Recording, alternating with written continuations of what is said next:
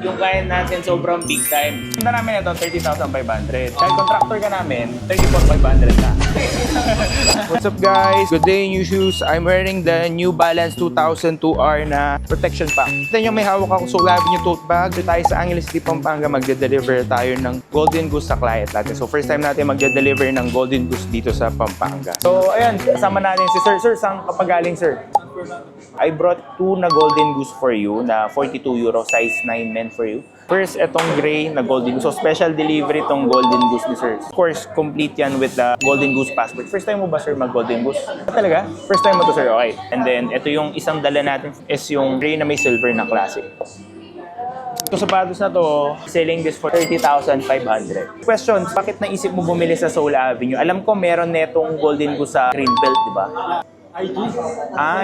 Isa vlog namin, yung real versus fake na Golden Goose. Okay. So, try mo muna, Sir, para makapili si Sir. Para masukat ni Sir.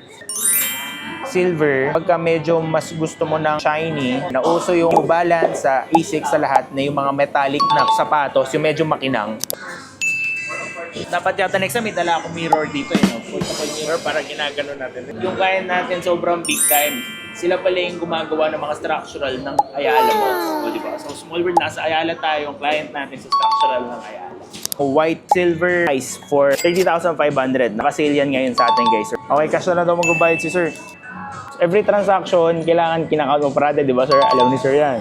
Okay, 20. Nag-deposit kasi, Sir, ng 5,000. Total, 30,500 for the Golden Goose. Sir, thank you so much. Good deal. Sold to you, Sir. Nice to meet you, Sir. Sir, chat na lang kita pag kami kailangan ka. Ano tayo, ha? Punta na tayo sa pinapatayo nating store sa Angeles City, Pampanga. Dito na tayo sa Depo Quad, which is ang location natin ng bago nating store. Nakita nyo, dala ko yung Golden Goose na hindi natin nabenta kanina. Tingnan natin kung mabibenta natin sa contractor natin. Hindi yata alam ni Kit na nandito na tayo ni contractor. Gugutom na kami, wala pa kaming kain eh. Sakto. Favorite, binatog. Ibigay natin sa contractor natin pangagil mamaya isa. Tara. Short run, ano lang. Ito, okay lang, palitan na lang natin. Ito na lang daw, mga acrylic. Acrylic. Sige, okay yan. Yung modules nito, hindi masyado malapad, hanggang dito lang. So, may space talaga. Ano yung space doon? Ano yung space dito? Teka, bago pala ang lahat. Ano suit mo ngayon sa sapatos, Brother Gabe? Ang ganda na suit niyo, YSL. No, ano size mo dyan? Ayun na. Para nasa size 42 ano? 42. Sakto, may dala ako dito. Bubudulin natin si Gabe. Nakapag-condensus ka na ba?